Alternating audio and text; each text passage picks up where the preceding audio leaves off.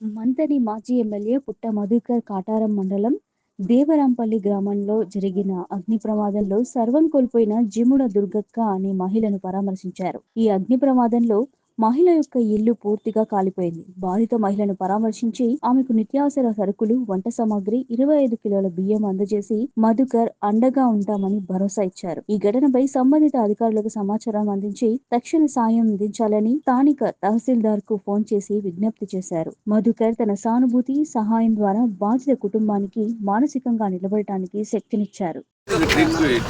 Treat చేయలే, ఇల్లుగా గుర్తించలే, ఏమీ గవర్నమెంట్ ఆరోగ్య ఎంఆర్ఓ ఉన్నాడు కదా లేకుండా కాదు.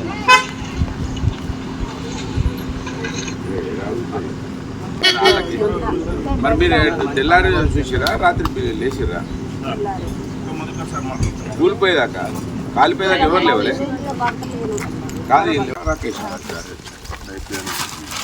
సారీ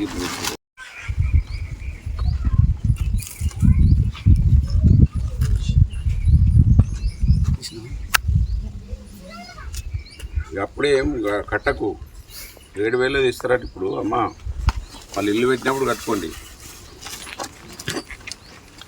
అక్కడ పెట్టాలి వెరీ గుడ్. హలో అమ్మా పోండి. కానీ ఇల్లు మళ్ళీ ఇల్లు కూడా పెడతారట, గవర్నమెంట్ ఇల్లు పెట్టినప్పుడు మొదలు పెట్టుకుంటారు, అప్పుడే పెట్టకండి. ఇది మీ సొంత భూమేనా? ఇక్కడికేనా? అక్కడ అనుకుంటా. సరే ఒక పక్కకి ఎన్నో కాడ కట్టుకోండి.